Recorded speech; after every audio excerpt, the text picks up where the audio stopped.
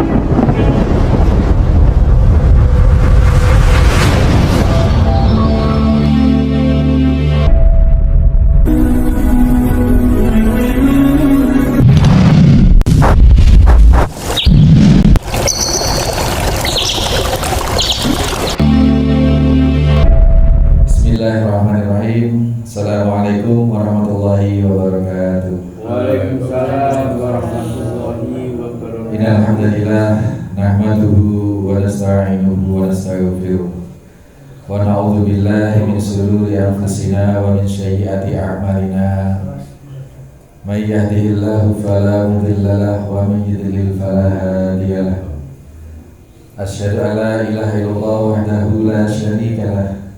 Asyhadu anna Muhammadan abduhu wa rasuluhu la nabiyya ba'dah. Allahumma sholli wa sallim wa barik ala Muhammadin wa ala alihi wa sahbihi wa mawala.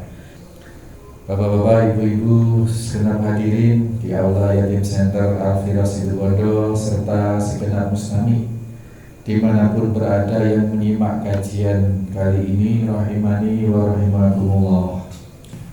Memang segala dosa bisa diampuni oleh Allah Subhanahu wa taala. Ini sudah rumus, semua dosa kecuali dosa kesyirikan. Nah, dosa itu kan terbagi jadi dua, dosa hakullah dan dosa hakul adami. Dosa hakul adami.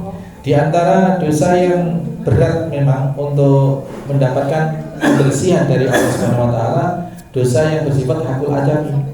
Bahkan seorang yang dalam kematiannya itu kematian yang paling mulia, yakni mati syahid, apabila masih punya tanggungan hakul adami berupa hutang, itu masih belum bisa masuk surga hingga hutangnya diselesaikan gitu.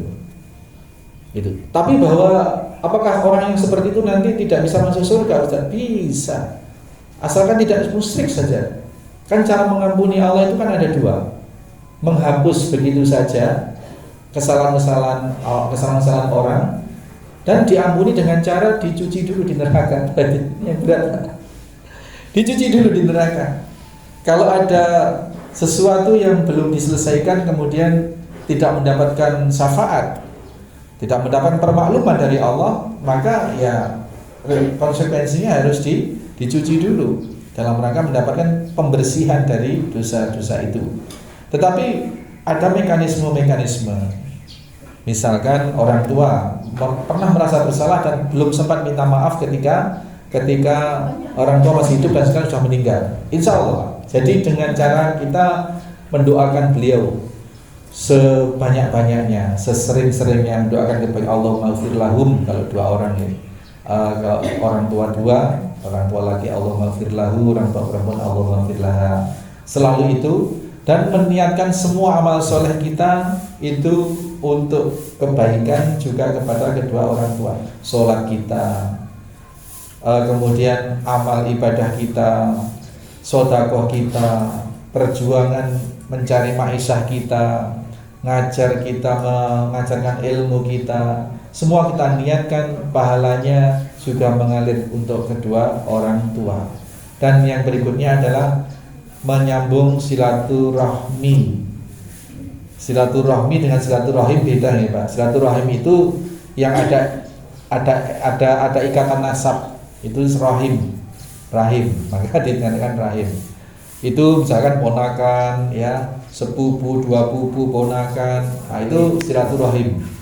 Nah, kepada orang tua ini selain silaturahim ya, yang pasti juga silaturahmi, menyambung pertemanan, pertalian persahabatan, pertemanan orang tua. Orang tua punya teman itu, orang tua pernah punya sahabat itu, orang tua pernah berinteraksi baik dengan sana. Itu kita sambung. Kita berkunjung ke sana ya, memintakan maaf apabila orang tua saya dulu pernah salah begini. Oh enggak nak, orang tuamu baik begini. Syukur-syukur kita ke sana, beranjang sana itu ya, membawa buah tangan lah sedikit-sedikit apa begitu. Ini Masya Allah akan menjadi pahala yang besar bagi orang yang sudah meninggal kalau kita sambung silaturahmi itu. Di antaranya itu Pak. Jadi itu insya Allah dengan terus memohon kebaikan pada Allah, insya Allah akan terbayar. Tidak usah penghapusannya itu tidak usah dimasukkan di neraka, insya Allah seperti itu. Amin Allahumma amin. Amin. Ada lagi Pak ayat atau langsung buka itu? Sedikit aja Pak sebelum terkait hadis qudsi yang kita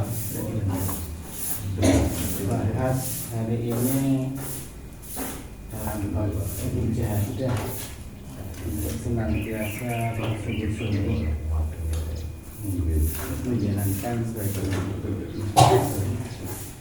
tapi disampaikan ya ibadi itu ke seluruh umatnya, hambanya. Ada yang kecil, anak, ada yang dewasa, ada yang tua. Ulukum dolim, semuanya boleh. Lumayan billah, kecuali yang mendapatkan itu Allah. Nah, terkait dengan posisi kita yang saat ini dalam kondisi dinas oleh Allah zalim, kalau kita perlu evaluasi pada diri kita masing-masing dalam posisi zalim, kecuali yang mendapatkan petunjuk. Ya, kita semuanya mungkin dalam posisi yang akan mendapatkan petunjuk. Amin. Itu menghadapi isu-isu yang muncul saat ini, khususnya bahwa yang berada pada pimpinan puncak dan orang tua sepuh, tapi kayaknya zalimnya terlalu berat, tapi masih berargumentasi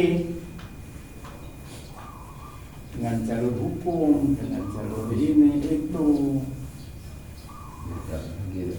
sehingga kita yang ada di bawah itu kadang-kadang pada posisi di mana. Nah, mohon pencerahannya, kita tidak dalam posisi zalim pada posisi itu, ya paling tidak kita berdoa pada Allah. Nah, mensikapi kondisi kayak gitu itu mohon pencerahannya Pak. Terima kasih. Assalamualaikum warahmatullahi wabarakatuh. Waalaikumsalam warahmatullahi wabarakatuh. Di posisi kalau dizalimi itu disebut mazlum, orang yang terzalimi.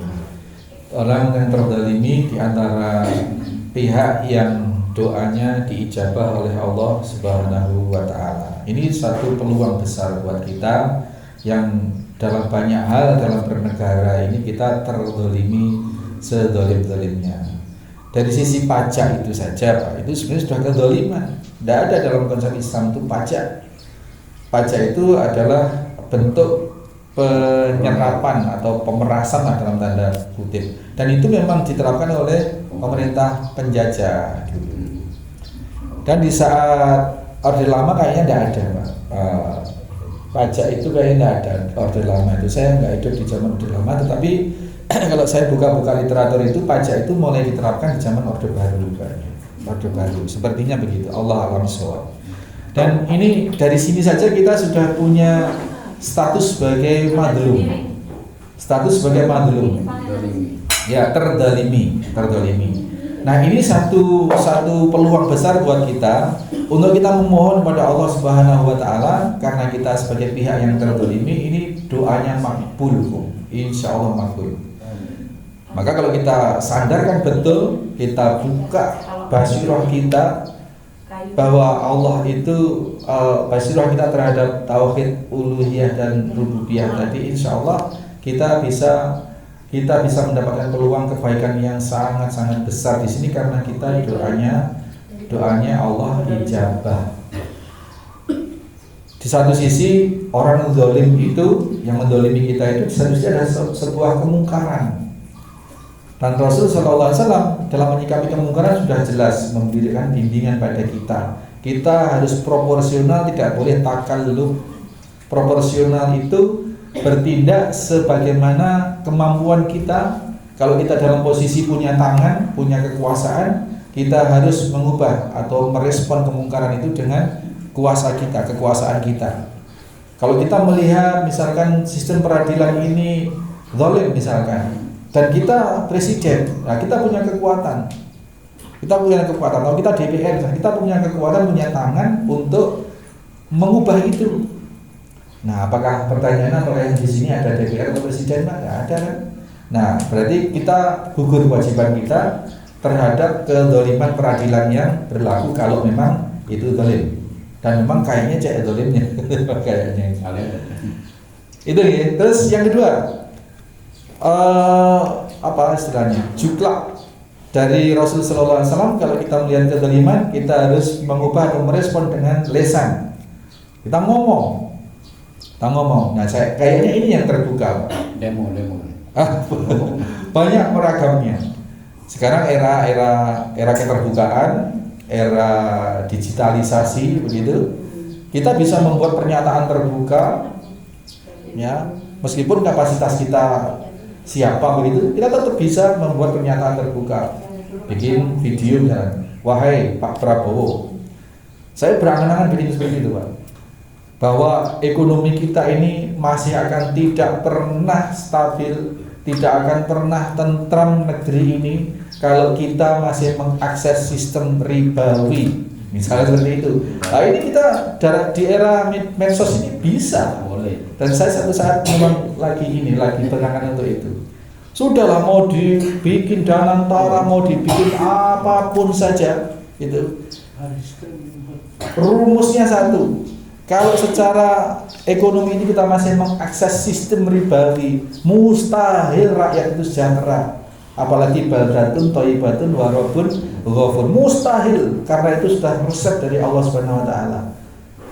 Antitesanya, solusinya, kalau ingin masyarakat ini adil, makmur, sejahtera ekonomi, tinggalkan itu sistem ribawi. Tinggalkan. Kalau tidak bisa seketika, ya berproses. Bagaimana? Step by stepnya itu dalam rangka melepaskan diri dari sistem ribawi. Insya Allah selesai, Pak. Ada jalan. Karena sudah berjalan kita di dalam aturan Allah Subhanahu wa taala. Lah, ribawi ini pelanggaran yang sangat berat. Yang Allah menyatakan perang terhadap pelaku ribawi. Yang mana mau sejahtera kita? Nggak mungkin. Sudahlah, profesor yang budak-budak itu mikir atau merumuskan apa, apalagi sekedar Bu Sri Mulyani gitu, nggak akan mampu kalau ketentuan Allah ini masih terus dilanggar. Sudah diharamkan riba, 1 rupiah melakukan riba sama dengan melebihi dosanya berzina dengan 35 atau berzina dengan orang tua kandung sendiri. Itu masih dilakukan. Kalau ini masih diakses, mustahil rakyat akan mau dibikinlah koperasi merah putih di semua desa. Kalau masih mengakses ya ribawi, malah digalakkan kan? Iya. Itu mustahil. Maka ya kita ngomong seperti ini. Dan ini nanti akan saya potong. Yang ini ya, khusus ini mau saya sampaikan ini sebagai pernyataan terbuka saya kepada Prabowo. Iya, seperti itu. Mustahil, yes. Ini rumus. Jadi jangan berharap Indonesia ini sejahtera secara ekonomi, tentram secara sosial kalau urat nadi perekonomiannya masih mengakses sistem ribawi. Saya tidak ngomong negara Islam, Pak, karena Pancasila itu kalau diterapkan sudah cukup mengakses hukum-hukum Islam sebenarnya. Nggak usah mengubah Pancasila, nggak usah mengubah bentuk negara jadi negara Islam, nggak usah. Saya HTI misalkan khilafah, nggak usah. Dengan Pancasila itu diterapkan dengan benar, karena Pancasila itu kan seperti gelas sebenarnya. Kalau diisi teh ya jadilah minuman teh. Kalau diisi anggur ya jadi minuman anggur. Diisi racun ya jadi minuman racun. Diisi madu harusnya, susu yang menyehatkan. Pancasila ini kalau diruhi, diisi dengan nilai-nilai Islam, karena di situ terbuka lebar, bisa diisi dengan nilai ekonomi yang sejahtera, bumi, air, dan segala kekayaan yang terkandung di dalamnya dikuasai oleh negara dan digunakan besar-besar kemakmuran rakyat. Maka prinsip Islam bahwa api, jalan dan apa itu gratis, harus gratis Pak.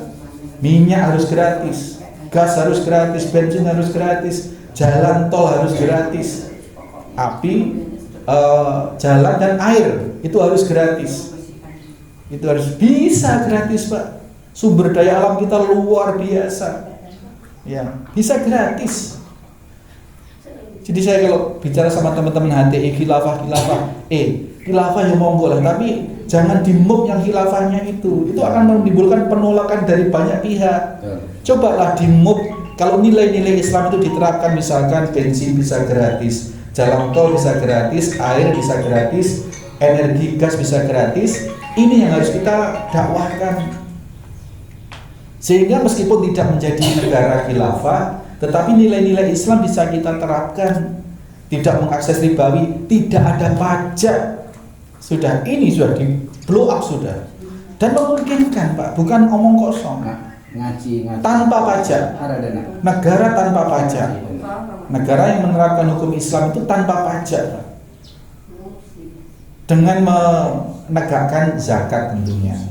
Dan dengan upeti dari yang non muslim bisa Pak dikonsep. Saya lagi mengkonsep untuk dalam angan-angan itu pajak saja, pajak ini dihapus ya, gantinya adalah menegakkan zakat.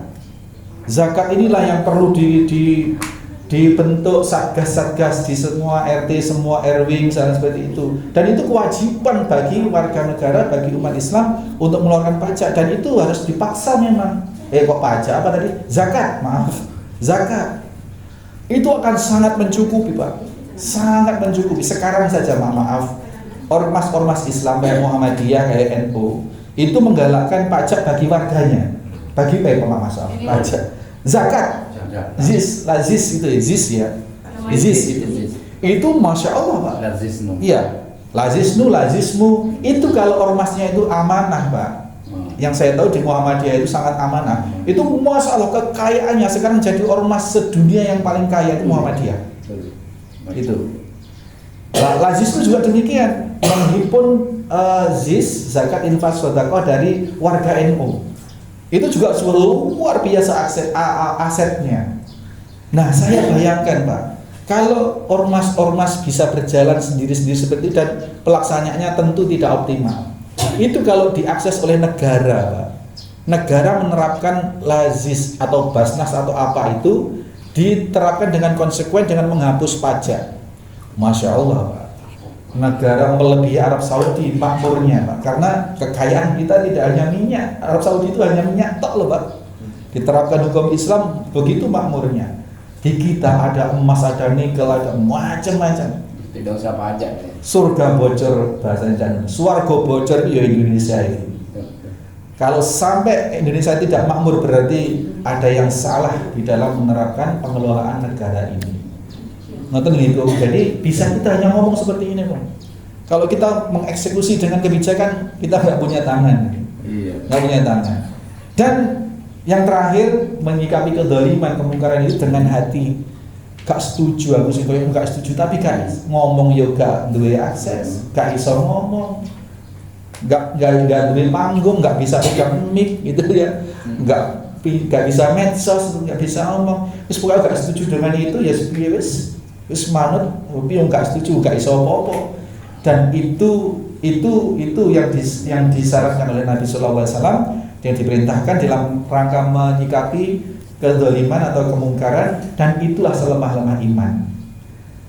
Kalau yang seperti itu saja sudah selemah, tidak setuju dan tidak mau berpihak kepada kemungkaran itu saja sudah selemah-lemah iman, apalagi yang mengiyakan kezaliman itu dan melibatkan diri Pak, rame-rame mendaftar jadi ini dan itu sebagai infrastruktur dari kezaliman itu. Jangan mengutuk kebijakannya, tapi ketika ada proyek dari kebijakan itu sampai ke bawah rame-rame daftar. Loh ini jadi apa ini? Selemah-lemah iman sudah enggak, berarti sudah punya iman. Nggak punya iman sudah. Nah ini kriteria-kriteria yang Rasulullah SAW sampaikan kepada kita. Maka dalam menyikapi ini yang digelisahkan oleh Komtai, dan itu adalah kegelisahan kita semua sebanyak sangat banyak warga masyarakat Indonesia. Yaitu tadi jalannya 3 kriteria yang bisa kita lakukan dan kita menghindari melibatkan diri dalam kezaliman atau dalam kemungkaran ini. Dan doa kita makbul karena kita sebagai orang yang terzalimi, yang tidak mau berpihak pada kezaliman. Jangan malah membela-bela kezaliman, Masya Allah, subhanallah, malah mengutuk-ngutuk orang yang menyuarakan keadilan. Ini angel ya, seperti angel. Demikian, ada lagi? Cukup ya, kita akhiri. Mudah-mudahan benar-benar Allah mengabulkan apa yang kita harapkan dari kebaikan-kebaikan yang kita bahas ini, dan Allah memberikan kemanfaatan bagi semua pihak pada seluruh rakyat Indonesia, dan membebaskan keterzaliman bagi semua umat Islam, terutama teman-teman saudara-saudara di Gaza, di Palestina, yang senantiasa mendapatkan hentakan-hentakan kezaliman, bahkan bumi hangusan di sana. Mudah-mudahan Allah segera memberikan pertolongan, dan yang sudah meninggal, yang sudah mati diberikan kesyahidan oleh Allah Subhanahu wa taala. Subhanakallahumma wa bihamdika asyhadu an la ilaha illa anta astaghfiruka wa atubu ilaik. Assalamualaikum warahmatullahi wabarakatuh.